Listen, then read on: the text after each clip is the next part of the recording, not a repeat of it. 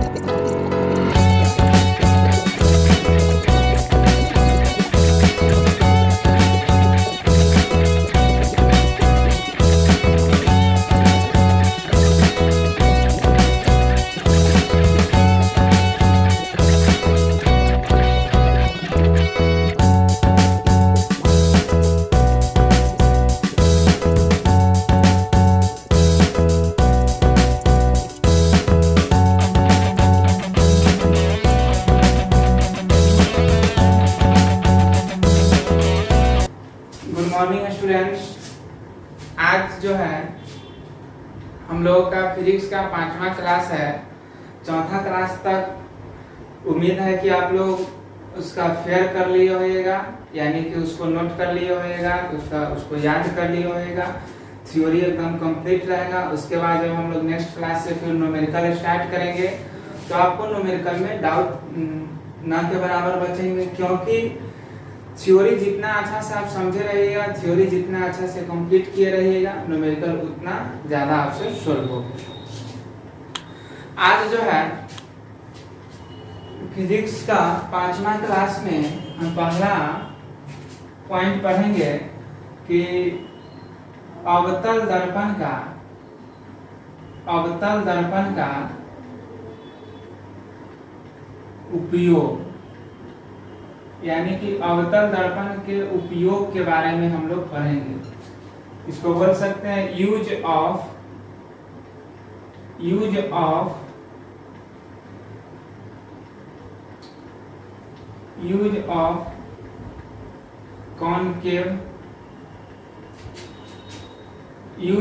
Concave mirror, यानी कि concave mirror के यूज के बारे में हम लोग पढ़ेंगे। इसमें कॉनकेव मिरर के यूज, यानी कि कॉनकेव मिरर का प्रयोग कहाँ किया जाता है। आइए हम इसके बहुत सारे प्रयोग को देखते हैं कि प्रयोग कहाँ करते हैं। इसके बहुत सारे जगह पे हम लोग प्रयोग करते हैं। पहला जो इसका प्रयोग करते हैं, आप लोग जानते हो या गाड़ी का जो हेडलाइट होता है, यानी कि गाड़ी का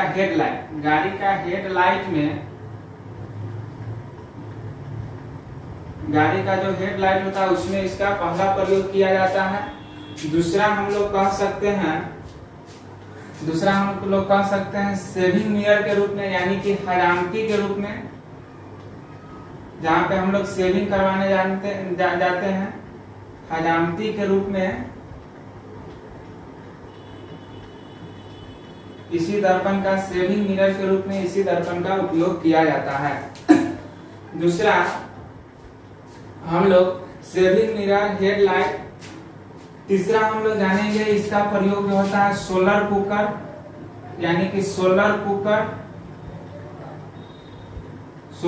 होता है उसमें, और सौर भट्ठी, सौर मतलब सूर्य भट्ठी के रूप में इसका उपयोग किया जाता है। उसके बाद टॉर्च में भी इसका प्रयोग हम लोग करते हैं। टॉर्च को हिंदी में लिखेगा तो ऐसे लिख सकते हैं टॉर्च में इसका उपयोग करते हैं। पहला हमने देखा गाड़ी के हेडलाइट में, हजामती के रूप में, सोलर कुकर और सौर भट्ठी के रूप में। टॉर्च में इसका प्रयोग हम लोग करते हैं। दूसरा सर्च लाइट के रूप में इसका प्रयोग करते हैं। सर्च लाइट के रूप में इसका प्रयोग करते हैं। तीसरा, पहला, दूसरा, तीसरा, चौथा, पांचवा, छठा एक और जो है महत्वपूर्ण यूज है इसका, उस यूज के बारे में हम यहाँ पे लिखते हैं। देखिए गौर से, जो नेक्स्ट यूज है जो डॉक्टर लोग यूज करते हैं, जैसे नाक हो गया, कान हो गया, नाक, कान तथा गला हो गया, गले का जो आंतरिक भाग होता है, जो अंदर का भाग होता है, उसमें अगर कुछ किसी को कुछ प्रॉब्लम है तो उसकी जांच के लिए जो है डॉक्टर यूज करते हैं नाक, कान तथा गले के जांच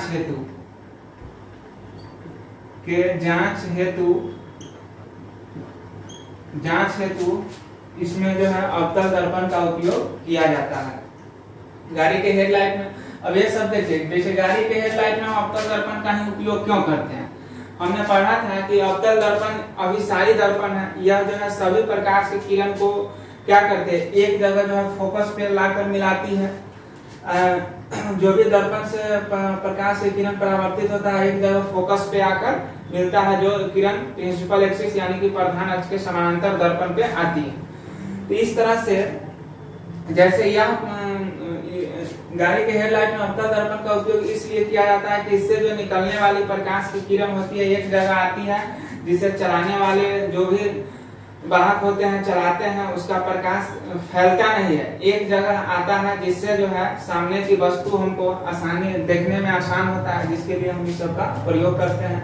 नाक, कान तथा गले के जांच हेतु अब नाक में या कान में या गले में कोई छोटा सा कुछ है या कुछ बीमारी है तो उसको देखने के लिए इसलिए उपयोग किया जाता है कि अगर इसमें उत्तल दर्पण का हम उपयोग करें, उत्तल दर्पण के बारे में ऐसे पढ़ा नहीं है। उत्तल दर्पण के में जो भी प्रतिबिंब बनता है वो वस्तु से कैसा प्रतिबिंब बनता है, वस्तु से हमेशा छोटा प्रतिबिंब बनता है। एक अवतल दर्पण ही है जिसमें समतल दर्पण में वस्तु के बराबर प्रतिबिंब बनता है, और एक अवतल दर्पण ही है जिसमें वस्तु से बड़ा प्रतिबिंब बनता है। अगर कोई छोटा चीज कान नाक में है या गला में है तो वो डॉक्टर को जो है अवतल दर्पण का उपयोग करने से डॉक्टर को बड़ा बड़ा दिखाई देता है, जिसके कारण जो है उसको डॉक्टर को जो है बीमारी ढूंढने में या अंदर के कोई भी अंग को देखने में आसानी होता है, जिसके वजह से हम कह सकते हैं कि नाक, कान तथा गले के जांच हेतु अवतल दर्पण का उपयोग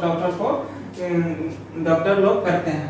तो इस तरह से इस सारे प्रयोग को हमने देखा कि पहला गाड़ी के हेडलाइट में, हजामती के रूप में, सोलर कुकर के रूप में, टॉर्च में, सर्च लाइट में नाक, कान तथा गले के जांच हेतु। इस क्वेश्चन को लगभग जो है बहुत बार अनेकों एग्जाम में पूछे गए हैं कि नाक, कान तथा गले के जांच हेतु डॉक्टर लोग किस दर्पण का इसमें उपयोग करते हैं। तो आप जो है ये चीज समझ गए होइएगा कि इसमें जो है अवतल दर्पण का उपयोग किया जाता है। हम लोग समतल दर्पण में भी उसका उपयोग देखे हुए थे कि अपना फेस देखने के लिए। ऐसे देखिए हजामती के रूप में जो है अवतल दर्पण का उपयोग किया जाता है अवतल दर्पण के, लेकिन अब कहिएगा कि समतल दर्पण जिससे हम चेहरा देखते हैं उससे भी जो है अपना लोग सेविंग उविंग कर लेता है, अगर घर पे करता है तो इसमें समतल दर्पण का भी उपयोग कर सकते हैं, लेकिन अवतल दर्पण का उपयोग करना ज्यादा बेहतर होगा, क्योंकि इसमें जो है आप लोग पढ़े हुए हैं कि पोल और फोकस के बीच जब वस्तु को रखते हैं तो यह तो आभासी प्रतिबिंब बनता है और उसके बाद सीधा भी बनता है और वस्तु से बड़ा बनता है, जिसके कारण जो है जो हजामती जो क्या बोलते हैं नाई होते हैं उनको जो है हजामती करने में आसानी होता है, जिसके वजह से अवतल दर्पण का उपयोग करते हैं। अगर घर में लोग अपना सेविंग करते हैं तो करने के लिए तो समतल दर्पण से भी कर लेते हैं, लेकिन इस दर्पण का उपयोग सैल्यूट में देखते हुए या करते हैं, इस दर्पण का उपयोग करने से ज्यादा आसान रहता है हमको। चलिए इस चीज आपके समझ में, उम्मीद है कि समझ में आया होगा। आइए हम लोग अब इसको आप लोग नोट कर लीजिए, हम लोग अब नेक्स्ट पॉइंट की तरफ मूव करेंगे। चलिए इसको आप लोग नोट कर लिए होगा। हम जो है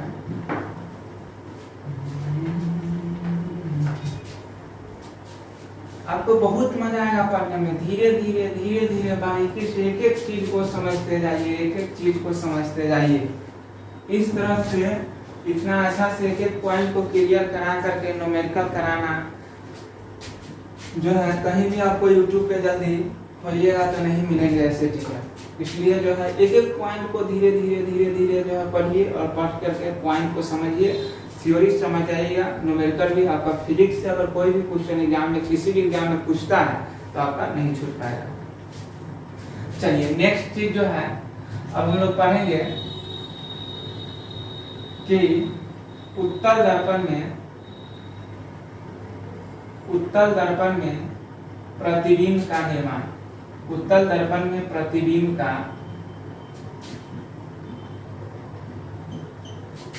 का निर्माण।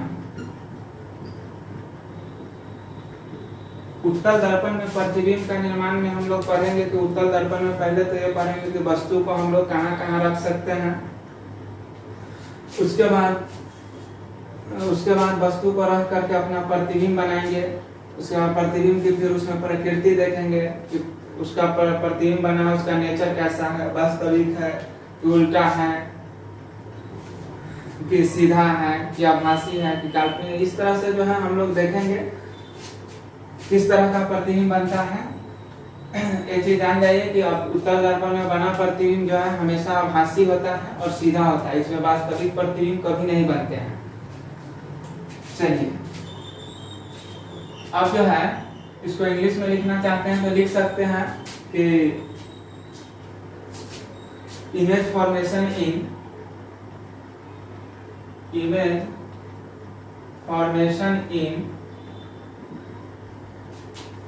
इन कन्वेक्स मिरर। इमेज फॉर्मेशन इन कन्वेक्स मिरर।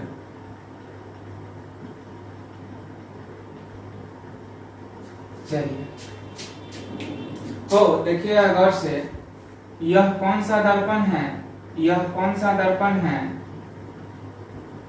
यह कौन सा दर्पण है। तो आप लोग को तुरंत दिमाग में आया होगा कि सर ये तो एक उत्तल दर्पण, ये कौन सा दर्पण है, एक उत्तल दर्पण यानी कि कॉन्वेक्स मिरर। कौन सा दर्पण है, कॉन्वेक्स मिरर। देखिए देखते रहिएगा ध्यान से, एक कोई कॉन्वेक्स मिरर है, यहाँ पे कोई फोकस होगा और यहाँ पे सेंटर होगा, यहाँ पे बहुत दूर कहीं पे अनंत होगा। देखिए अगर से हो ये पोल है, अब ये दर्पण का अंदर वाला भाग है, ये अंदर क्योंकि अंदर से कलाई किया अंदर वाला भाग है। अगर मान लीजिए दर्पण में हमको प्रतिबिंब बनाना है तो ऐसा तो नहीं है कि हम दर्पण के अंदर घुस करके जो है जाएंगे उसमें किसी वस्तु को रखने या खुद रहेंगे। इसमें जो है दर्पण के अंदर में घुस करके आप नहीं रख सकते हैं, इसलिए वस्तु को जो है आप इस पॉइंट के इधर कभी नहीं रख सकते हैं क्योंकि यह जो है दर्पण के अंदर वाला भाग है। अब जो है इसके बाहर में तो यहाँ पे क्या होता है, पोल होता है और इसके बहुत दूर कहीं ना कहीं क्या होते हैं, अनंत होते हैं। इसके बहुत दूर कहीं ना कहीं क्या होते हैं, अनंत होते हैं। ये चीज आप लोग जानते होइएगा। तो हो बहुत दूर यदि कहीं ना कहीं अनंत होगा तो आपको ये चीज दिमाग में आ रहा होगा कि हम दर्पण के अंदर में तो वस्तु रख नहीं सकते हैं, दर्पण के अंदर में वस्तु रख नहीं सकते हैं। वस्तु रखेंगे कहाँ पे, तो वस्तु रखेंगे कहाँ पे, तो दर्पण के इधर रखेंगे यानी कि दर्पण के बाहर रखेंगे। यदि कोई समतल दर्पण है तो उसके अंदर में तो घुस करके, या कोई उत्तल दर्पण है या अवतल दर्पण, किसी भी दर्पण में आप उसके अंदर में घुस करके वस्तु को तो रख सकते नहीं है। तो इसमें वस्तु को कहाँ, इसके दर्पण के बाहर ही रखना पड़ेगा, दर्पण के। तो इस तरह से जो है देखिए अगर से आप कहाँ कहाँ वस्तु को इसमें रख सकते हैं। एक तो अनंत इधर है, दर्पण के इधर है तो अनंत पे रख सकते हैं। दूसरा क्या, ध्रुव और अनंत के बीच में रख सकते हैं। इसमें वस्तु को दो ही जगह रखा जा सकता है। एक जो है ये ध्रुव है यानी कि पोल है, पोल को हम लोग ध्रुव बोलते हैं, और अनंत पे रख सकते हैं। यानी कि वस्तु को इसमें मात्र और मात्र कितने जगह रखा जा सकता है, दो जगह रखा जा सकता है। पहला कहाँ पे, तो ध्रुव और अनंत के बीच में। दूसरा कहाँ पे, पहला ध्रुव और अनंत के बीच में, दूसरा कहाँ पे, तो दूसरा हम वस्तु को रख सकते हैं कहाँ पे, तो अनंत पर। दूसरा अनंत पे यानी कि इंफिनिटी पे, अनंत पे हम वस्तु को, इसमें दो जगह ही वस्तु को हम रख सकते हैं। ये चीज आप लोग नोट कीजिए। ये उम्मीद है कि ये चीज आप लोगों को अच्छा से समझ में आया होगा। अब हम लोग नेक्स्ट पॉइंट की तरफ जो है बढ़ेंगे। चलिए देखिए, यहाँ पे बहुत दूर कहीं ना कहीं क्या है, अनंत है। अगर हम कोई ए बी नाम का कोई वस्तु को हम एबी नाम का कोई वस्तु को हम ध्रुव और अनंत के बीच रखे हुए हैं, यहाँ से कोई प्रकाश की किरण इस दर्पण पे जा रही है। तो अब उत्तल दर्पण में हम ये चीज बताए थे कि हमको केवल फोकस से जाती हुई क्या होती है, मालूम पड़ती है, फोकस से जाती हुई मालूम पड़ती है। और यह निकलेगी कहाँ से, तो यह जो है निकलेगी ऐसे, लेकिन हमको मालूम पड़ेगी कहाँ से, यहाँ से। अब देखिए गौर से, एक प्रकाश का जो प्रतिबिंब था, प्रतिबिंब बनने के हम नियम बताए थे कुछ, उसमें एक नियम ये भी था कि अगर कोई भी प्रकाश की किरण अगर दर्पण के वक्रता केंद्र से होकर पास करती है तो वह जो है उसी पथ पे उसका क्या हो जाता है, परावर्तन भी हो जाता है। जिस पथ पे आती है उसी पथ से वो लौट भी जाती है परावर्तन के बाद। अब इस तरह से अगर कोई भी प्रकाश की किरण, इस तरह से यदि कोई भी प्रकाश की किरण ऐसे जा रही है, इस तरह से कोई भी प्रकाश की किरण ऐसे जा रही है, तो यहाँ पे देखिए ये दर्पण के अंदर वाला भाग है, तो इसको आप जो है डॉट डॉट से दिखाइएगा तो ज्यादा बेटर रहेगा। डॉट डॉट से दिखाइएगा तो ज्यादा बेटर रहेगा। यहाँ पे आया और इसका परावर्तन के बाद फिर यह क्या हो गया, इसी पे वापस भी आ गए, यह प्रकाश की किरण। अब बताए थे कि दो को प्रकाश की किरण जहाँ पे एक दूसरे को इंटरसेक्ट करेगी वहीं पे तो प्रतिबिंब का निर्माण होगा। जहाँ पे दो को प्रकाश की किरण एक दूसरे को कट करती है, इंटरसेक्ट करती है, वहीं पे प्रतिबिंब का क्या होता है, निर्माण होता है। अब यहाँ पे जो प्रतिबिंब का निर्माण हुआ इसको मान लीजिए a डैश b डैश। अब देखिएगा हो गौर से, इसमें एक नंबर में प्रतिबिंब की प्रकृति यानी कि नेचर जानेंगे कि इसकी प्रकृति कैसी है, ये दिखने में कैसा है, तो प्रकृति। दूसरा नंबर में हम इसकी स्थिति जानेंगे कि यह प्रतिबिंब जो बन के तैयार हुआ है स्थित आखिर में है कहाँ पे, ये कहाँ पे प्रतिबिंब है। 3 नंबर में हम इसका क्या जानेंगे, आकार को जानेंगे कि यह जो प्रतिबिंब बना है इसका आकार कैसा है। तो इस तरह से हो प्रतिबिंब की जो प्रकृति है, प्रतिबिंब की जो प्रकृति है यह दर्पण के पीछे बन रहा है, तो आपको ये चीज समझ में आ गया होगा कि यह जो है आभासी है और दूसरा क्या है, सीधा है। आभासी को हम लोग काल्पनिक भी बोलते हैं, आभासी को हम लोग काल्पनिक भी बोलते हैं। यह जो है बना प्रतिबिंब क्या है, आभासी है, काल्पनिक किसको बोलते हैं। चलिए अब जो है एक चीज आपके दिमाग में आ रहा होगा, या आप लोग इस चीज को हम पहले भी बताए हुए, अगर कोई भी प्रतिबिंब सीधा बनता है तो आभासी होता है, कोई भी प्रतिबिंब उल्टा बनता है तो वास्तविक होता है। अगर कोई भी प्रतिबिंब वास्तविक है तो इसका मतलब कि वो निश्चित ही उल्टा बन रहा है। अगर कोई भी प्रतिबिंब आभासी है तो निश्चित ही वर्चुअल है, तो वो निश्चित ही सीधा होगी। अब प्रतिबिंब की स्थिति कहाँ पे है, तो यहाँ पे क्या है, फोकस है, और यहाँ पे क्या है, ध्रुव है। फोकस और ध्रुव के बीच में यह प्रतिबिंब जाकर के बन रहा है, तो इसको हम बोल सकते हैं क्या, ध्रुव और फोकस के बीच हो, क्या बोल सकते हैं, ध्रुव और फोकस के बीच। ध्रुव और फोकस के बीच में इस प्रतिबिंब का क्या हो रहा है, निर्माण हो रहा है। ध्रुव और फोकस के बीच में इस प्रतिबिंब का निर्माण हो रहा है।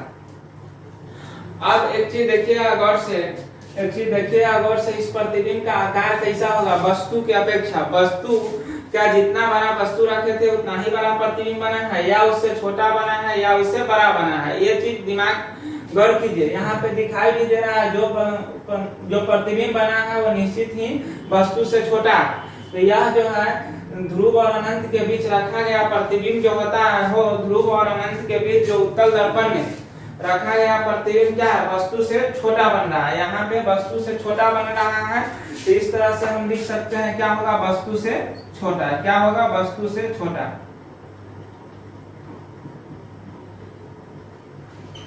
इस तरह से जो है हमने इसमें 3 चीज के बारे में जाने, प्रतिबिंब की प्रकृति कैसी है, स्थिति कैसा है, आकार कैसा है। आकार वस्तु से छोटा है, स्थिति कैसा है, ध्रुव और फोकस के बीच है। ध्रुव और फोकस के बीच आप लिख सकते हैं, ध्रुव और फोकस के बीच में। और आभासी और क्या है, आभासी और सीधा बन रहा है यह प्रतिबिंब। इसको आप लोग नोट कीजिए। अब हम लोग नेक्स्ट पढ़ेंगे, ये एक नंबर का था, लिख सकते हैं ये नंबर में, या एक नंबर में दे करके आप इसका जो है जो टॉपिक है उसका नाम लिख सकते हैं कि ध्रुव और अनंत के बीच, ध्रुव और अनंत के बीच, ध्रुव और अनंत के बीच रखी वस्तु की प्रतिबिंब, रखी वस्तु की प्रतिबिंब, रखी वस्तु की ध्रुव और अनंत के बीच जो वस्तु रखा गया है उसी वस्तु का प्रतिबिंब। चलिए इसको आप लोग देखिए गौर से। अब हम लोग नेक्स्ट पॉइंट की तरफ मूव करेंगे।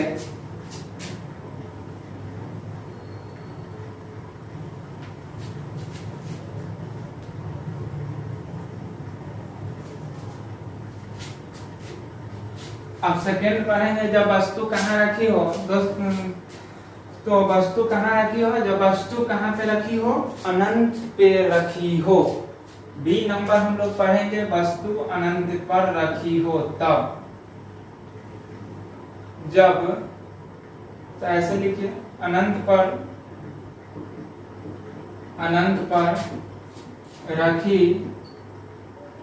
रखी गई वस्तु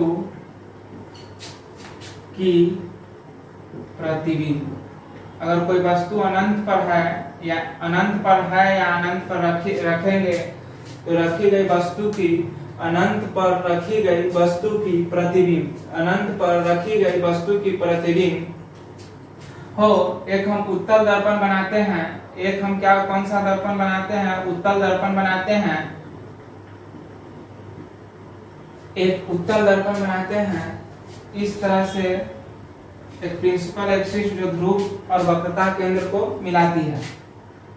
यहाँ से ये पोल है, ये ध्रुव है, ये फोकस हो जाएगा और ये मेरा क्या हो जाएगा, सेंटर हो जाएगा। ये फोकस हो जाएगा और ये क्या हो जाएगा, सेंटर हो जाएगा।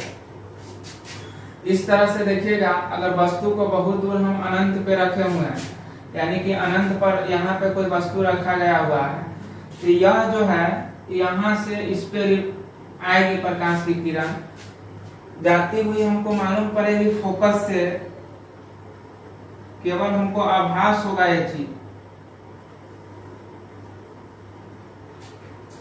ये निकल जाएगी इधर से। फिर अगर कोई दूसरी प्रकाश की किरण यहाँ से जाएगी तो ये भी ऐसे ही आती हुई आभास होगी हमको यहाँ से, लेकिन ये निकल जाएगी इधर की ओर।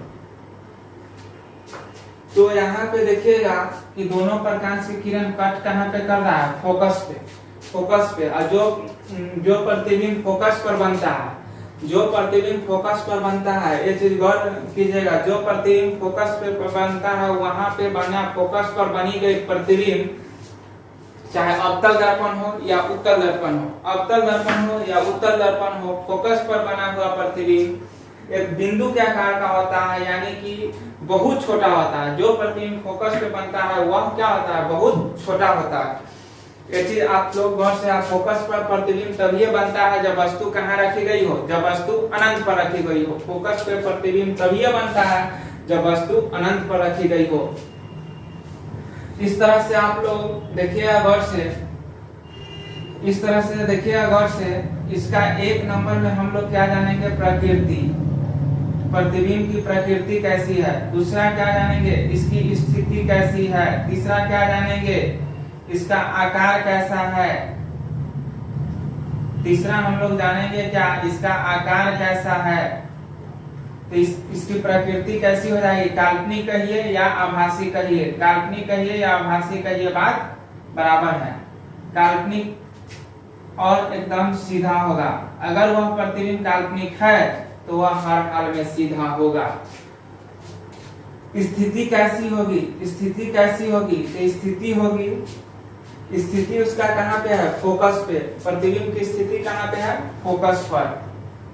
वह स्थित कहाँ पे है, फोकस पर। जहाँ पे दो रेखाएं एक दूसरे को कट कर रही है वहीं पे प्रतिबिंब का निर्माण करेगी। प्रतिबिंब का निर्माण करने के लिए कम से कम दो रेखाएं की जरूरत दो रेखा यानी कि दो प्रकाश की किरण की जरूरत होगी। दो प्रकाश की किरण जहां पे एक दूसरे को कट कर रही है, दो प्रकाश की किरण जहां पे एक दूसरे को कट कर रही है, वहीं पे प्रतिबिंब का निर्माण होगा। आकार, आकार का मतलब आकार कैसा होगा, तो वस्तु से बहुत छोटा, वस्तु जो है उससे क्या है, बहुत, वस्तु से बहुत छोटा बनेगा, वस्तु से बहुत छोटा बनेगा। यानी कि बनेगा कैसा, वस्तु से बहुत छोटा, समझिए गौर से, वस्तु से बहुत छोटा बन रहा है, एक पॉइंट साइज इमेज बनेगा। यहाँ पे एक पॉइंट साइज यानी कि बिंदु के आकार का, एकदम बिंदु के आकार का पॉइंट साइज इमेज यहीं पे बनता है। इसलिए जो है इसको आप लोग ध्यान में रखिएगा। उम्मीद है कि एक चीज आप लोग समझ गए होइएगा। इसको देखिए गौर से, इसको आप लोग नोट कर लिए होइएगा।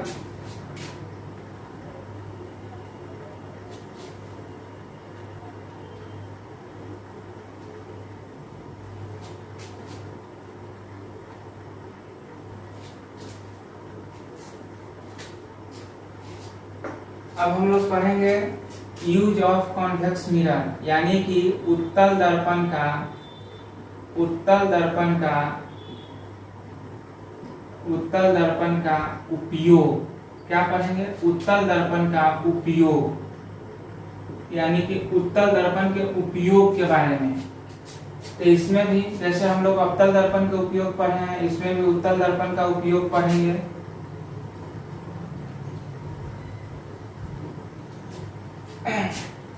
देखते होइएगा कि गाड़ी होता है, गाड़ी के हेडलाइट की बात हम नहीं कर रहे हैं, गाड़ी में एक और चीज होता है, साइड मिरर होता है, जिससे साइड मिरर गाड़ी के बगल में लगा रहता है, जहाँ पे वाहन बैठे रहते हैं, जहाँ पे जो ड्राइवर रहता है गाड़ी का, वो अपना चला, जो ड्राइवर रहता है उसके बगल में एक मिरर लगा रहता है, जिससे होता क्या है कि पीछे से कौन सी गाड़ी आ रही है, कौन चीज आ रही है, उसको देखने के लिए जो ड्राइवर के बगल में एक शीशा लगाया जाता है, उसी को हम लोग साइड मिरर बोलते हैं, कि साइड से आती हुई वस्तु को उसमें देखा जा सके। तो अब देखिए गौर से, अब देखिए गौर से, साइड मिरर के रूप में उत्तल दर्पण का उपयोग किया जाता है। आखिर में क्यों किया जाता है उत्तल दर्पण का उपयोग? उत्तल दर्पण का उपयोग जो साइड मिरर के रूप में किया जाता है, वो क्यों किया जाता है?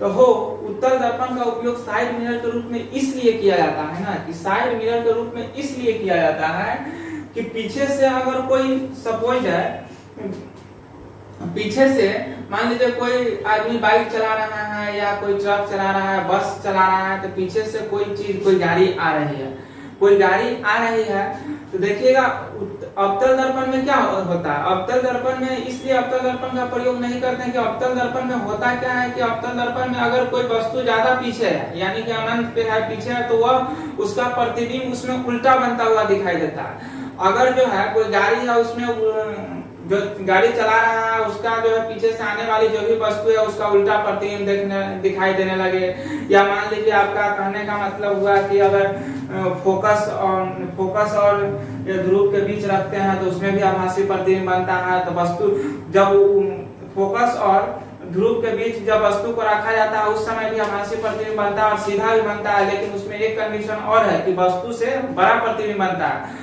अगर मान लीजिए गाड़ी अगर बगल में भी आती है, बगल से भी कट करती है, तो गाड़ी रहेगा छोटा सा दिखाई देगा बहुत बड़ा, जिससे और जो ड्राइवर होंगे गाड़ी के उनको और ज्यादा कठिनाई होगी।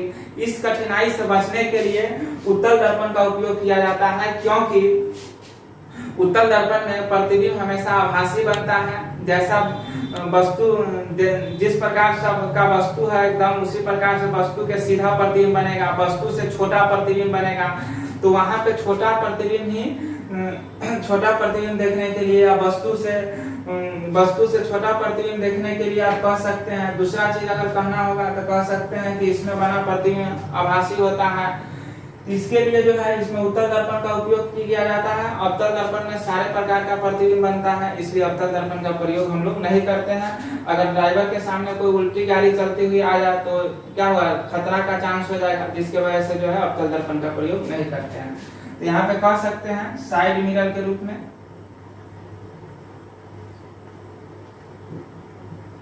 साइड मिरर के रूप में। दूसरा अगर उपयोग कहिएगा, दूसरा अगर उपयोग देखिएगा तो इसका जो है दूसरा उपयोग यदि कहिएगा कि जो सड़क पर आप लोग देखते होइएगा, जो सड़क होता है, सड़क पर लगा रिफ्लेक्टर लैंप में इसका उपयोग किया जाता है। तीसरा स्ट्रीट लैंप होता है, उसमें इसका उपयोग किया जाता है। इस तरह से इसका क्या है उपयोग है। इसमें एक नोट भी आप लोग लिखना चाहिएगा तो लिख सकते हैं कि उत्तल दर्पण में बना प्रतिबिंब, जो भी आपने पढ़ा है कि उत्तल दर्पण में बना प्रतिबिंब हमेशा, उत्तल दर्पण में बना प्रतिबिंब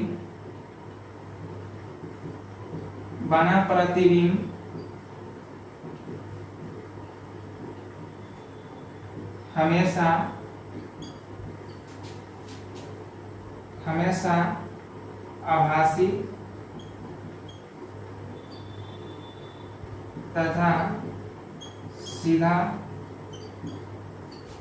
होता है।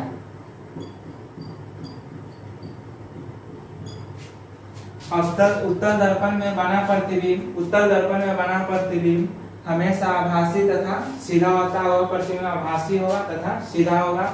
दूसरा नंबर पॉइंट अगर कहना चाहिएगा तो कह सकते हैं कि उत्तल दर्पण में बना प्रतिबिंब हमेशा वस्तु से छोटा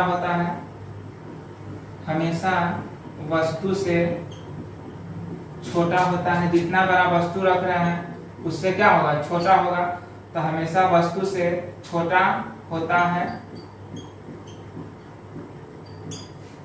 उत्तल दर्पण में बना प्रतिबिंब हमेशा क्या होता है, वस्तु से छोटा होता है। इसको आप लोग देखिए। अब हम इसके आगे नेक्स्ट टॉपिक की तरफ मूव, अब जो है हम लोग नेक्स्ट पॉइंट की तरफ मूव करेंगे। इसका जो स्पेलिंग है STREET है।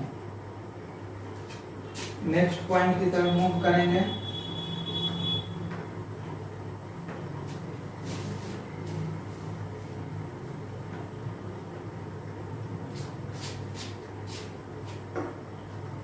नेक्स्ट जो है, अब हम लोग नेक्स्ट पढ़ेंगे कि नेक्स्ट पॉइंट जो है हम लोग दर्पण सूत्र के बारे में पढ़ लेते हैं। यानी कि दर्पण सूत्र क्या होते हैं। दर्पण सूत्र यानी कि मिरर फॉर्मूला।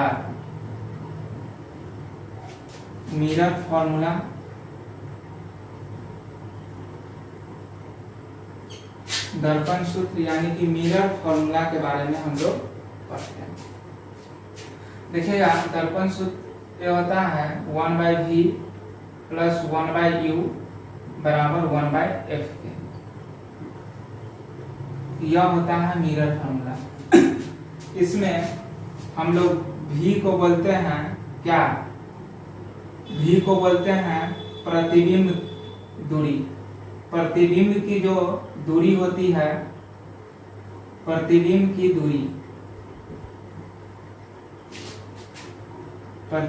की दूरी यानी कि डिस्टेंस ऑफ ऑब्जेक्ट। इसको इंग्लिश में बोलेंगे तो बोलेंगे डिस्टेंस ऑफ ऑब्जेक्ट। दूसरा u को बोलते हैं वस्तु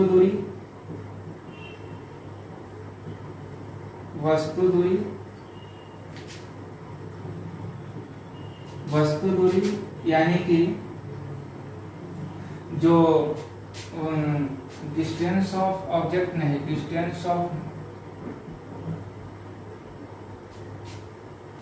इमेज, जो इमेज का डिस्टेंस होगा वो बोलेंगे। यानी कि वस्तु दूरी, इसको बोलेंगे डिस्टेंस ऑफ ऑब्जेक्ट। वस्तु की दूरी कहिए या वस्तु दूरी कहिए। F को हम लोग बोलते हैं फोकल लेंथ इंग्लिश में। पहले हिंदी लिख देते हैं फोकस दूरी।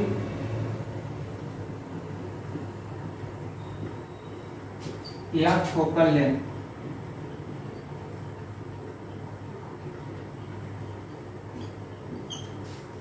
देखिए एक फॉर्मूला मैंने जाना है कि दर्पण सूत्र होता है 1/v प्लस 1/u बराबर 1/f, जिसमें v प्रतिबिंब दूरी होती है, यानी कि प्रतिबिंब की जो दूरी कहाँ से, पोल से, यानी कि ध्रुव से जो प्रतिबिंब की दूरी होती है वो उसको हम लोग v बोलते हैं। वस्तु दूरी u होता है, इसको हम बोलते हैं, u से सूचित करते हैं जो वस्तु, जहाँ पे हम कोई वस्तु रखा गया है, कोई भी चीज रखा गया है, उसका पोल से यानी कि ध्रुव से कितनी दूरी पे वो वस्तु रखा गया है उसको हम बोलेंगे वस्तु दूरी। प्रतिबिंब दूरी का मतलब क्या हुआ कि प्रतिबिंब दूरी समझ गया, फोकस दूरी यानी कि ध्रुव से लेकर फोकस, जो ध्रुव और फोकस के बीच की दूरी है वह दूरी कितनी है उसी को हम लोग बोलेंगे क्या, फोकस दूरी यानी कि फोकल लेंथ।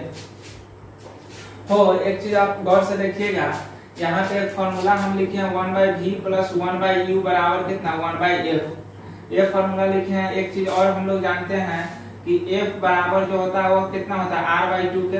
f बराबर कितना होता है, r/2, यानी कि कैपिटल R इसमें बोलते हैं f बराबर r/2, तो 1/v प्लस 1/u बराबर कितना, 1/r/2 इसको बोलेंगे। तो इसको आप लोग ये भी बोल सकते हैं 1/v प्लस 1/u बराबर 2/r के। इसमें भी आप लोग को कोई दिक्कत नहीं। तो इस तरह से जो है v को हमने प्रतिबिंब दूरी, u को वस्तु दूरी, f को फोकस दूरी यानी कि फोकल लेंथ कहा। डिस्टेंस ऑफ इमेज का जो डिस्टेंस होगा पोल से वो हो जाएगा v। डिस्टेंस ऑफ ऑब्जेक्ट, जो ऑब्जेक्ट यानी कि वस्तु की दूरी होगी उसको u। f focal length, focus दूरी। यहाँ से ये चीज हम लोग कहेंगे, इसमें आप लोगों को कोई दिक्कत नहीं होगा, इसको आप लोग नोट कर लीजिएगा। हम लोग आगे चलते हैं, ये आपको न्यूमेरिकल में बहुत काम देगा। मिरर फॉर्मूला यही बोलेंगे, दर्पण सूत्र, इसी पे न्यूमेरिकल ही खाली पूछता है, लगभग जो है न्यूमेरिकल इसी पे रहते हैं। एक दो है, अब एक दो न्यूमेरिकल पूछ दिया जाएगा आपको आवर्धन वाला फॉर्मूला पर, उसको भी जब आवर्धन पढ़ाएंगे तो हम लोग डिस्कस करेंगे। लेकिन अभी जो है हम डिस्कस किए हैं दर्पण सूत्र। दर्पण सूत्र होता है 1/v प्लस 1/u बराबर 1/f। इसको ये भी बोल सकते हैं 1/v प्लस 1/u बराबर 2/r के।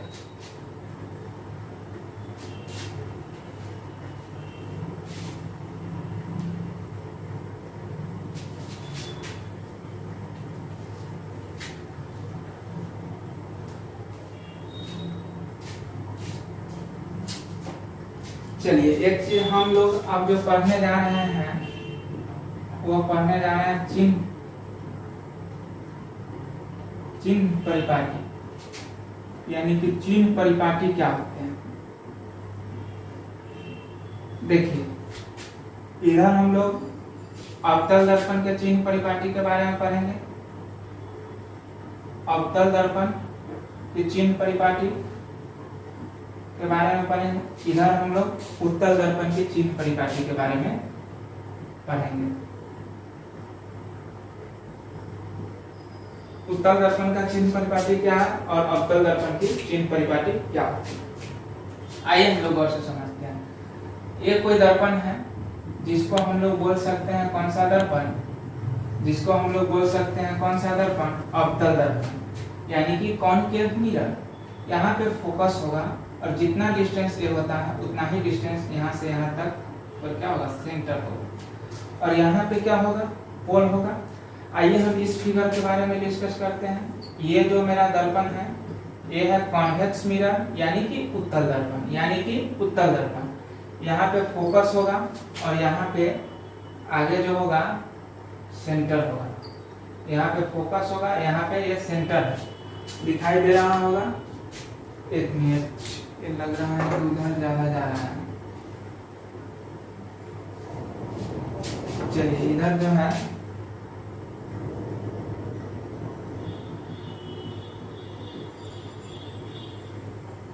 यहाँ पे पोल होगा, यहाँ पे फोकस होगा और यहाँ पे सेंटर होगा। अब देखिए अगर से इसमें देखिएगा हो,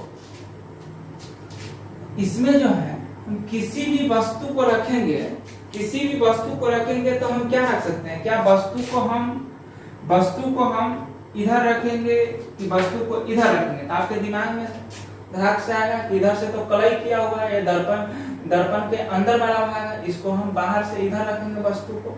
इसमें कहाँ रखेंगे, इसमें वस्तु को इधर रखेंगे।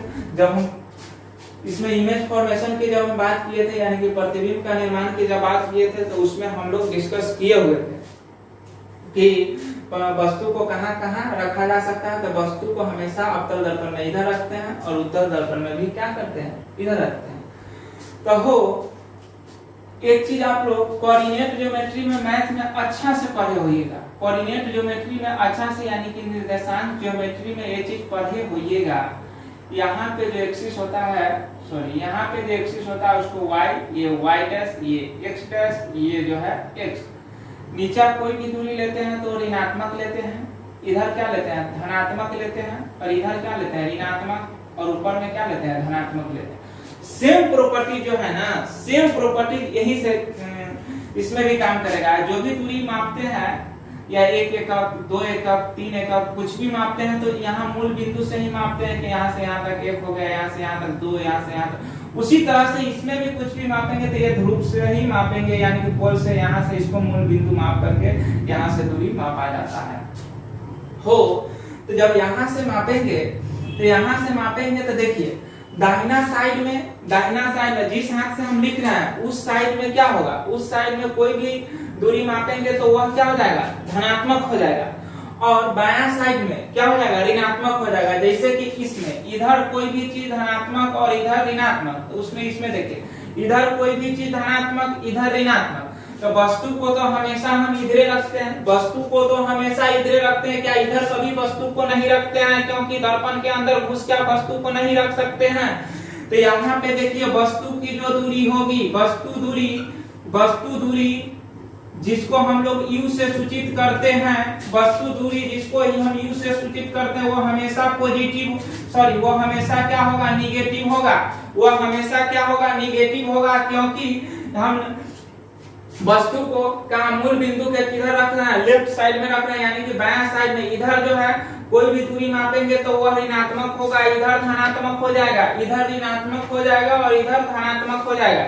इसमें भी इधर क्या हो जाएगा, इधर ऋणात्मक हो जाएगा और इधर धनात्मक हो जाएगा। अब देखिएगा दूसरी बात, अगर हम जानेंगे प्रतिबिंब दूरी, प्रतिबिंब दूरी जो भी होगा, जिसको हम लोग v से सूचित करते हैं, ये माइनस v जहां पे लिखेंगे आप लोग समझ जाएगा। माइनस v का मतलब हो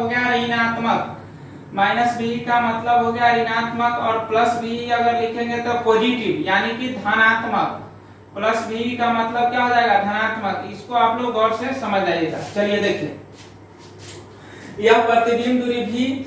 अब देखिए प्रतिबिंब दूरी जो होगा ना, अब आपके दिमाग में आ रहा होगा कि प्रतिबिंब तो इधर भी बनता है और प्रतिबिंब तो अवतल दर्पण में इधर भी बनता है, प्रतिबिंब तो इधर भी बनता है अवतल दर्पण में, प्रतिबिंब तो इधर भी बनता है। और इधर कोई भी दूरी मापेंगे तो वह धनात्मक हो जाएगा, इधर कोई भी दूरी मापेंगे तो वह ऋणात्मक हो जाएगा। अब एक चीज इधर देखिएगा गौर से, अगर कोई भी प्रतिबिंब इधर इसमें बन रहा है, इस साइड बन रहा है, जिस साइड हम वस्तु रख रहे हैं इसी साइड बन रहा है, इधर नहीं जा रहा है, तो इधर अगर प्रतिबिंब बन रहा है तो वह प्रतिबिंब हमेशा रियल बनता है। ये चीज आप जब इमेज फॉर्मेशन देखे होएगा तो उसमें देखे होएगा, रियल मतलब क्या हो गया, वास्तविक बन गया।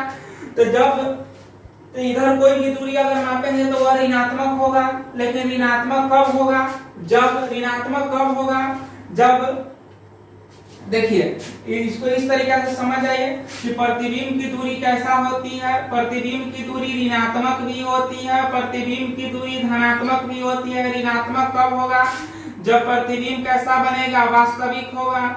जब प्रतिबिंब वास्तविक होगा तो वह क्या हो जाएगा, ऋणात्मक। जब प्रतिबिंब काल्पनिक हो जाएगा तो वह हो जाएगा क्या, काल्पनिक मतलब क्या, आभासी। काल्पनिक हो जाएगा तो वह प्रतिबिंब हो जाएगा धनात्मक।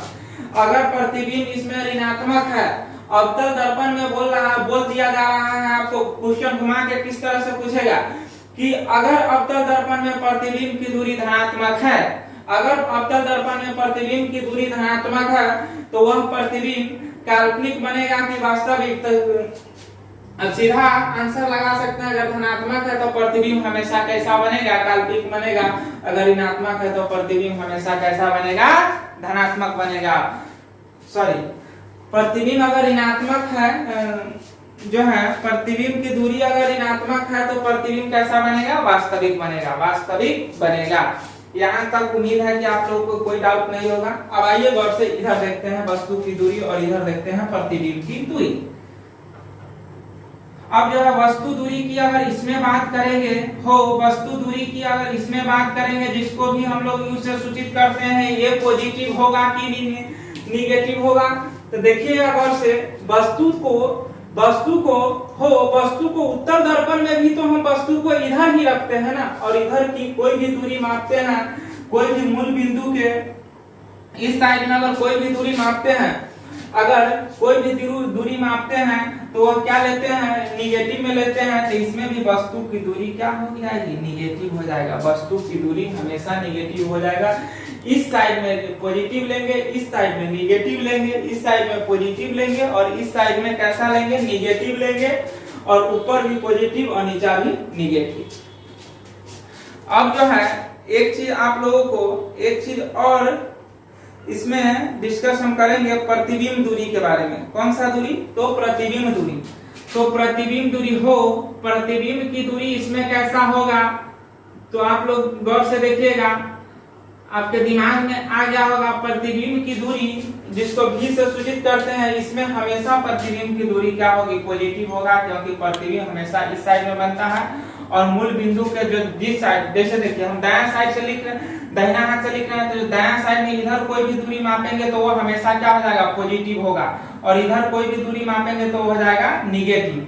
तो इस तरह से इधर वाला प्रतिबिंब हमेशा इधरे न बनता है, प्रतिबिंब हमेशा इधरे बनता है, तो ये क्या हो जाएगा, पॉजिटिव हो जाएगा। उत्तर दर्पण में अभी पढ़े हैं, प्रतिबिंब हमेशा जो है दोनों प्रतिबिंब एक फोकस पे बना है, एक ध्रुव और फोकस के बीच में बना है, तो प्रतिबिंब इधरे न बना, तो इधर बना तो क्या हो गया, पॉजिटिव हो गया। यानी कि वस्तु की दूरी निगेटिव होगी कि पॉजिटिव होगी, इसमें भी वस्तु की दूरी निगेटिव होगी कि पॉजिटिव होगी, ये चीज हमने सीखा।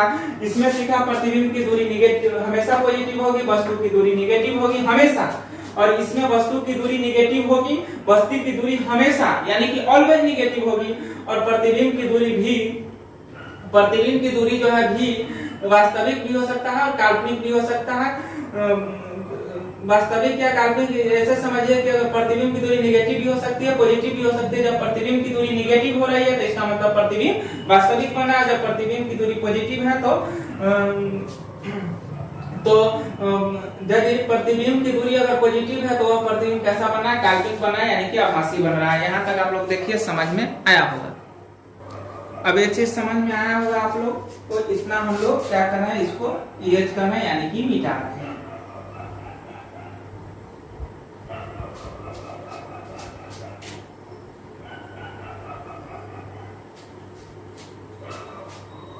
अब देखिए, अगर फोकस दूरी यानी कि फोकस दूरी सीधा फोकस दूरी ना लिख करके हम सीधा एफ लिख रहे हैं, आपको ये समझ में आ जाना चाहिए कि एफ जो होता है वो फोकस की ही दूरी होती है। एफ जो होता है वो फोकस की ही दूरी होती है। अब इसमें फोकस दूरी की बात करेंगे तो इसमें फोकस हमेशा इधर रहता है, तो फोकस दूरी क्या हो जाएगा, इसमें निगेटिव होगी क्योंकि इधर है। अब देखिए इसमें त्रिज्या कहां से होगा, सेंटर और ध्रुव के बीच की जो डिस्टेंस होगा इसी को तो हम त्रिज्या बोलेंगे, तो त्रिज्या भी इसमें क्या होगा, निगेटिव होगा, क्योंकि इस साइड में जो भी दूरी होगा सो निगेटिव होगा। अब इसकी फोकस दूरी की बात करेंगे, तो इसकी फोकस दूरी इधर होती है, तो यह क्या हो जाएगा, पॉजिटिव हो जाएगा। इसकी वक्रता त्रिज्या की बात करेंगे तो ये भी इसका क्या हो जाएगा, पॉजिटिव हो जाएगा। इसमें फोकस दूरी निगेटिव, वक्रता त्रिज्या भी निगेटिव, इसमें फोकस दूरी पॉजिटिव, वक्रता त्रिज्या भी पॉजिटिव। यहाँ तक आप लोगों को उम्मीद है कि कोई डाउट नहीं होगा। इसमें देखिए एक चीज और देखिएगा, इसमें जो प्रतिबिंब की ऊंचाई होती है, प्रतिबिंब पहले वस्तु की ऊंचाई के बारे में बात करते हैं, उसके बाद हम लोग बात करेंगे प्रतिबिंब की ऊंचाई। वस्तु की ऊंचाई यानी कि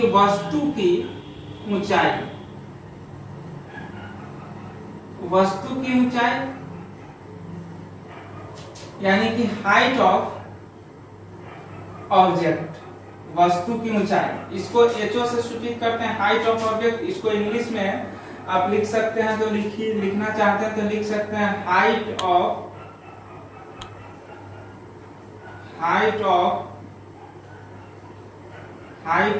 ऑब्जेक्ट।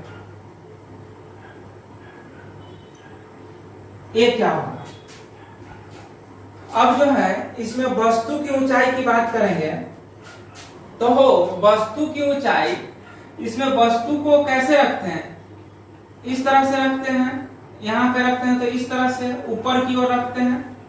तो जो भी डिस्टेंस हम प्रिंसिपल एक्सिस के ऊपर मापेंगे, यानी कि प्रधान अक्ष ये है, इसके ऊपर अगर मापी गई जो भी डिस्टेंस, जो भी दूरियां होगी, वह क्या होगी? जो भी दूरियां होगी प्रिंसिपल एक्सिस के ऊपर मापी गई जो भी दूरियां होगी वो क्या होगी? पॉजिटिव ही तो होगी।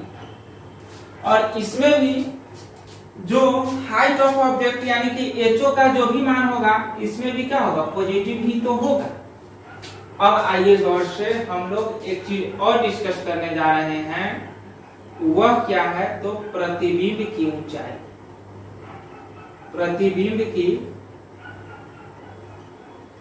ऐसे आप लोग इसको नोट कर लिए होगा, इसको मिटा रहे हैं।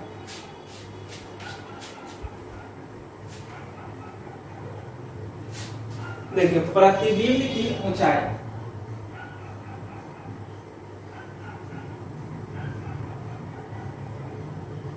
प्रतिबिंब की ऊंचाई यानी कि प्रतिबिंब की ऊंचाई का मतलब क्या होगा? हाइट ऑफ इमेज, यानी कि इमेज की हाइट, जिसको हम लोग एचआई से सूचित करते हैं। देखिए इसमें भी दो केस बनेंगे। इसमें दो केस कैसे बनेंगे आप लोग देखिएगा गौर से। एक पॉजिटिव का केस बनेगा और एक निगेटिव का केस बनेगा। जब पॉजिटिव कब बनेगा? जब प्रतिबिंब की दूरी पॉजिटिव कब होगी? प्रतिबिंब की ऊंचाई, यानी कि प्रतिबिंब की ऊंचाई पॉजिटिव कब होगी? दूरी का तो हम लोग डिस्कस कर चुके हैं, हम प्रतिबिंब की ऊंचाई के बारे में, यानी कि हाइट ऑफ इमेज। तो हो इसमें एक चीज, जब वस्तु को ध्रुव और फोकस के बीच हम लोग रखे थे, ध्रुव और फोकस के बीच, तो प्रतिबिंब कहाँ पे? दर्पण के पीछे बना था। और वस्तु से क्या बना था? वस्तु से जो बना था वो बड़ा बना था। ये चीज आप लोग देखे होगा, पहले कंडीशन में हम इसको पढ़ाए हुए थे। पहले कंडीशन में यानी कि पहला जो इमेज फॉर्मेशन पढ़ाए थे, यही चीज पढ़ाए थे, वस्तु को ध्रुव और फोकस के बीच हमने पहला कंडीशन में रखा था। फिर दूसरा, इस तरह से आगे हम लोग बढ़ते चले गए थे। अब पीछे से भी पहला अनंत भी कर सकते हैं, अनंत और क्या बोलते हैं, अनंत और वक्रता केंद्र के बीच, इस तरह से भी कर सकते हैं और इधर से भी कर सकते हैं। तो पहला केस हमने पढ़ा था, ध्रुव और फोकस के बीच वस्तु को रख सकते हैं। तो इसमें प्रतिबिंब क्या बना था? एकदम सीधा बना था, यानी कि प्रिंसिपल एक्सिस के ऊपर, यानी कि ऊपर में। तो ये सीधा जो है, अगर प्रिंसिपल एक्सिस जैसे यहाँ पे है, यहाँ पे इसके नीचे अगर कोई भी दूरी मापते हैं तो ऋणात्मक, और ऊपर क्या होता है? धनात्मक। तो उसी प्रकार से ऊपर में मापेंगे तो ये क्या हो जाएगा? पॉजिटिव हो जाएगा। तो ये पॉजिटिव हुआ था, लेकिन कब? इस समय प्रतिबिंब क्या बन रहा था? काल्पनिक बन रहा था, यानी कि आभासी बन रहा था। तो काल्पनिक जब प्रतिबिंब बनेगा, यानी कि प्रतिबिंब जब काल्पनिक होगा, तब इस केस में यह जो होगा हाइट ऑफ इमेज, यानी कि जो इमेज का हाइट होगा वह हो जाएगा पॉजिटिव। लेकिन निगेटिव होगा तो उस समय प्रतिबिंब हमेशा रियल बनेगा, यानी कि वास्तविक बनेगा।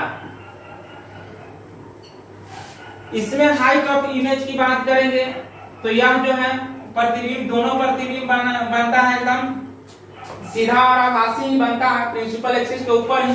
तो इसको हम बोल सकते हैं क्या? हाइट ऑफ, इसमें दो केस बनने की कोई जरूरत नहीं। जो हाइट ऑफ इमेज होगा, इमेज का हाइट होगा, इसमें क्या होगा? हमेशा पॉजिटिव होगा। लेकिन इसमें पॉजिटिव और निगेटिव दोनों हो सकता है। जब पॉजिटिव होगा तो उस समय प्रतिबिंब काल्पनिक बनेगा, जब निगेटिव होगा तो उस समय प्रतिबिंब कैसा बनेगा? वास्तविक बनेगा। यहाँ तक हमको नहीं लग रहा है कि आप लोगों को कोई डाउट होगा। चलिए आइए हम लोग नेक्स्ट टॉपिक पढ़ने जा रहे हैं, वो है आवर्धन यानी कि मैग्निफिकेशन। इसके बारे में हम लोग पढ़ेंगे।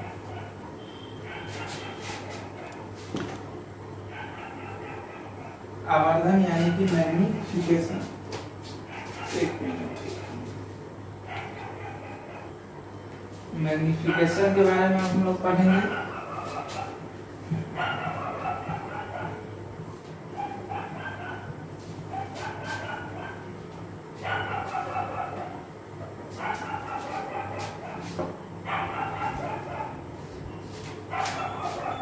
उसके बाद जब हम लोग क्वेश्चन का प्रैक्टिस करेंगे उसमें जानेंगे कि क्वेश्चन किस तरीका से पूछे। एक भी क्वेश्चन आपको जो है लाइट से पूछा गया होगा, मेरे जो है थ्योरी जो हम पढ़ा रहे हैं उससे बाहर हो ही नहीं सकता है। या जो है न्यूमेरिकल जरूर बताएंगे, न्यूमेरिकल में भी बहुत अच्छा न्यूमेरिकल आपको देखने को मिलेगा। चलिए अब हम लोग आवर्धन के बारे में डिस्कस करेंगे।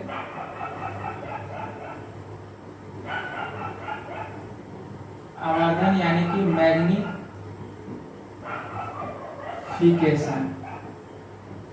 आवर्धन यानी कि मैग्निफिकेशन। आवर्धन को हम लोग बोलते हैं क्या इंग्लिश में? मैग्निफिकेशन। आवर्धन को हम लोग इंग्लिश में बोलते हैं मैग्निफिकेशन। चलिए देख लिए हैं। एक्चुअली कैमरा यहाँ से यहाँ तक ही, ठीक है। चलिए देखिए यहाँ पे आवर्धन, आवर्धन जो है हम लोग, आइए आवर्धन के बारे में हम लोग पढ़ते हैं कि आवर्धन आखिर में होता क्या है। देखिए आवर्धन को हम लोग पहला तो ये जान जाइए कि स्मॉल एम से सूचित करते हैं। किससे सूचित करते हैं? स्मॉल एम से सूचित करते हैं। हो स्मॉल एम बराबर यानी कि आवर्धन बराबर एक फॉर्मूला होता है HI/HO। अब आवर्धन का परिभाषा भी बोलेगा ना तो आप बता सकते हैं कि आवर्धन क्या है। अगर कोई पूछ रहे हैं कि आवर्धन क्या है, तो जो वस्तु, जो प्रतिबिंब की ऊंचाई है यानी कि हाइट ऑफ इमेज और हाइट ऑफ ऑब्जेक्ट का जो अनुपात होगा उसी को हम बोलेंगे आवर्धन। यानी कि बोल सकते हैं इसके बारे में कि प्रतिबिंब की ऊंचाई तथा वस्तु की ऊंचाई का जो रेशियो होगा, जो अनुपात होगा, वही क्या कहलाएगा? आवर्धन कहलाएगा। तो यह क्या है? तो HI का मतलब आप पहले ही हम बता चुके हैं, इसको बार बार लिखने की जरूरत नहीं है। ये हाइट ऑफ इमेज है, हाइट ऑफ ऑब्जेक्ट है, यानी कि प्रतिबिंब की ऊंचाई है और वस्तु की ऊंचाई है। अब देखिए गौर से, हो आवर्धन को m से सूचित करते हैं तो इसमें 3 गो केस बनते हैं। आवर्धन का मान 1 से बड़ा होता है जब केस नंबर 1 यानी कि केस नंबर 1 में पढ़ रहे हैं, आवर्धन का मान यदि 1 से बड़ा होगा तो उस समय क्या होगा? उस समय जो होगा प्रतिबिंब की ऊंचाई यानी कि प्रतिबिंब की ऊंचाई बड़ा होगा वस्तु की ऊंचाई के। ये चीज आपको समझ में आना चाहिए। जो प्रतिबिंब की ऊंचाई है वो बड़ा हो जाएगा वस्तु की ऊंचाई का जब आवर्धन का मान 1 से बड़ा होगा। यानी कि प्रतिबिंब की ऊंचाई जैसे कुछ भी हो, सपोज दैट प्रतिबिंब की ऊंचाई यदि 5 है और जो हाइट ऑफ ऑब्जेक्ट है वस्तु की ऊंचाई 4 है, इसको अगर काटेंगे तो कुछ ना कुछ मान आएगा 1 से ज्यादा ही आएगा। तो 1 से ज्यादा ही आएगा। तो जब 1 से ज्यादा आ रहा है तो उस केस में यहाँ पे देखे हैं जो हाइट ऑफ इमेज था वो 5 लिए हैं और 4 लिए हैं, तब जो है 1 से ज्यादा आया। तो जैसे ही आपसे इसमें क्वेश्चन पूछ दिया है कि आवर्धन का मान ग्रेटर देन इक्वल टू 1 है, आवर्धन का मान ग्रेटर देन इक्वल टू 1 है, तो प्रतिबिंब की ऊंचाई बड़ी होगी, ज्यादा होगी कि वस्तु की ऊंचाई ज्यादा होगी। तो आप इसमें कह सकते हैं प्रतिबिंब की ऊंचाई ज्यादा होगी। केस नंबर 2 में अगर m का मान छोटा है 1 से तो आप ये चीज कह सकते हैं कि हाइट ऑफ इमेज छोटा होगा हाइट ऑफ ऑब्जेक्ट के। हाइट ऑफ इमेज छोटा होगा हाइट ऑफ ऑब्जेक्ट के। केस नंबर 3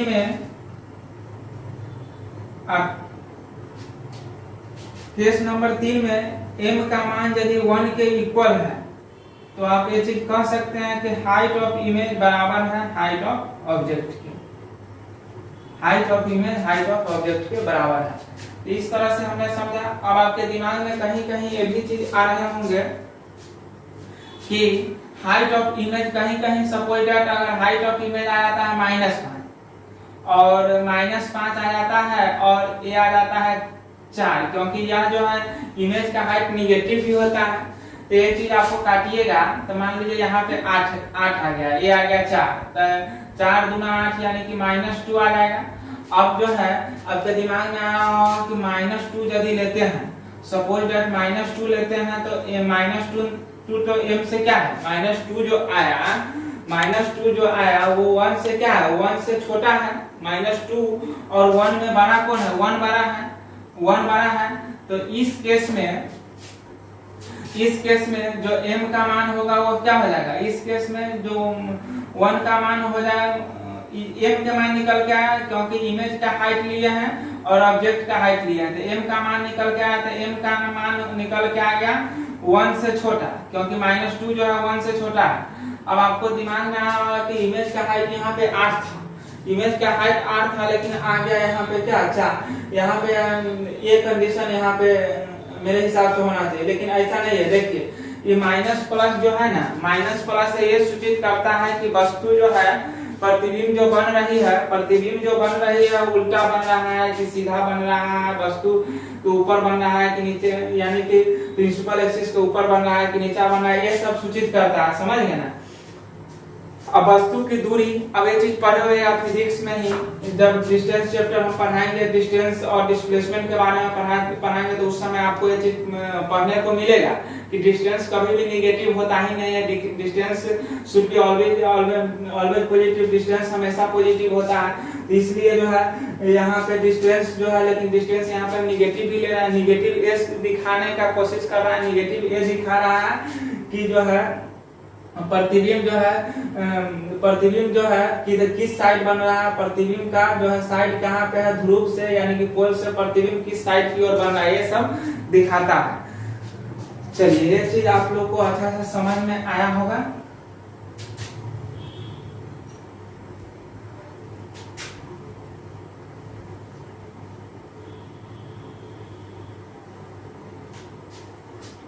अब जो है एक चीज इसमें और हम लोग समझेंगे कि m का मान, यानी कि m का मतलब क्या हो गया, आवर्धन। m का मतलब आवर्धन का मान पॉजिटिव भी हो सकता है, अभी बताया कि पॉजिटिव भी हो सकता है और निगेटिव भी हो सकता है। यदि आवर्धन का मान पॉजिटिव हो रहा है तो एक ही चीज शो कर रहा है, जो प्रतिबिंब बन रहा है, आवर्धन का मान जो पॉजिटिव हो रहा है तो इससे एक चीज शो कर रहा है, जो प्रतिबिंब बन रहा है वह जो है वह काल्पनिक बन रहा है। ये काल्पनिक को ही आभासी बोलते हैं, काल्पनिक बन रहा है या सीधा बन रहा है, काल्पनिक और सीधा बन रहा है। और इसमें जो ये शो करेगा कि प्रतिबिंब जो बन रहा है वो वास्तविक बन रहा है और उल्टा बन रहा है, वास्तविक और उल्टा को शो करेगा।